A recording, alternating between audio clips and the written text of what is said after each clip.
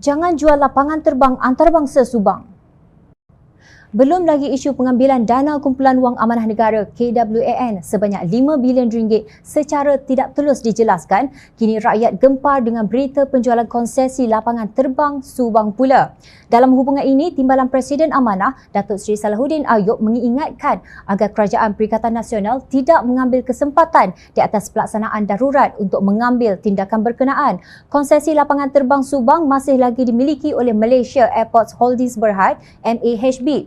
Beliau berkata urus niaga tersebut hanya akan merugikan MAHB.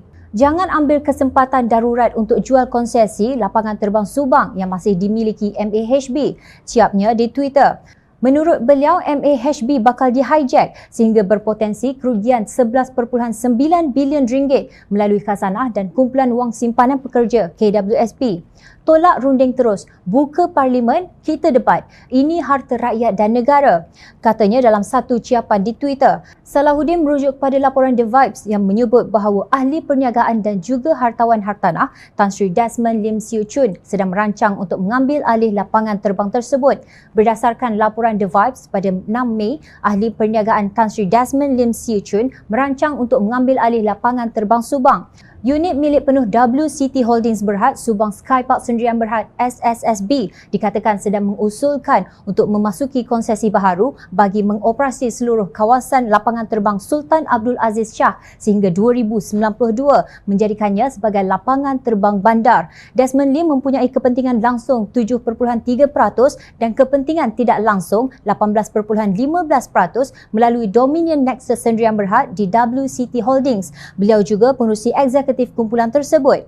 SSSB dipercayai telah membuat proposal tersebut kepada kerajaan melalui Kementerian Pengangkutan. Lapangan terbang Subang, kata syarikat itu, akan mensasarkan penumpang perniagaan premium, menarik pasaran berbeza penumpang KLIA dengan pembangunan hartanah yang berkaitan. Ia akan bertambah menjadi 7.5 MPPA juta penumpang setahun dan akan mengoperasi turboprops, jet kecil, helikopter, drone atau taksi udara dan pesawat kargo menurut laporan. Rancangan juga akan dibuat untuk mengembangkan laluan ke bandar atau lapangan terbang sekunder yang tidak dilayan oleh KLIA seperti lapangan terbang Halim Perdana Kusuma International di Jakarta. SSSB menganggarkan sejumlah RM3.7 bilion pelaburan awal tanpa menggunakan dana kerajaan. RM1.7 bilion akan digunakan untuk terminal penumpang dan terminal eksekutif pada tahun 2027, sementara RM2 bilion akan dibelanjakan dalam 10 tahun akan datang. SSSB juga mengatakan pihaknya akan merundingkan pampasan yang adil kepada pemilik Malaysia Airports Holdings Berhad MAHB dan pakar penyelenggaraan, pembaikan dan baik pulih Airport Sendirian Berhad untuk mengosongkan lapangan terbang. Tetapi penghuni lain akan terus menggunakan kemudahan mereka termasuk khazanah, CAAM Menara Kawalan, PDRM Polis Diraja Malaysia dan TUDM Tentera Udara Diraja Malaysia. Khazanah Nasional Berhad adalah pemegang saham pengendali MAHB, sementara CAAM adalah akronim bagi Pengawal Selia Lembaga Penerbangan Awam Malaysia. Laporan itu mendakwa MAHB bersama Malaysia Aviation Group Berhad MAG yang memiliki Firefly menentang cadangan tersebut dan menghantar bantahan mereka kepada Kementerian Pengangkutan. Antara lain, kedua-dua syarikat itu berkata langkah tersebut akan mengancam pulangan pelaburan buat pemilik MAHB dan hal itu, kata mereka, pasti akan melibatkan wang awam kerana syarikat harus membayar pampasan kepada pemegang bon. Kerugian itu, kata mereka, bakal mencecah sehingga RM11.9 bilion berdasarkan konsesi lapangan terbang yang masih berbaki.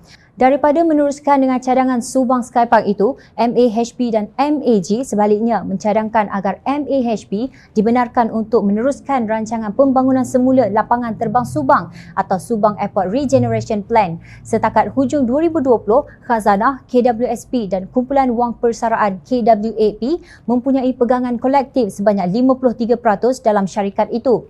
Sebelum ini, MAHB dilaporkan merancang pelan pembangunan 5 tahun lapangan terbang Sultan Abdul Aziz Shah Subang dengan nilai pelaburan 1.3 bilion ringgit yang dijangka akan memberi nafas baharu kepada lapangan terbang terbabit sekaligus membantu membentuk suatu ekosistem aero angkasa yang serba lengkap.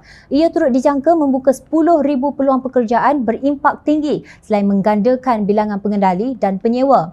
Inisiatif penjanaan semula lapangan terbang Subang adalah inisiatif strategik oleh MAHB bagi menghidupkan semula ekosistem lapangan terbang Subang. Segmen ekosistem itu meliputi perniagaan penerbangan, penerbangan komersial, hub penyelenggaraan, pembaikan dan baik pulih MRO, pembuatan aero angkasa, kargo udara logistik serta pusat teknologi penerbangan, kata Ketua KLIA Aeropolis Sendirian Berhad Ranhil Singh di petik utusan online 19 April 2021.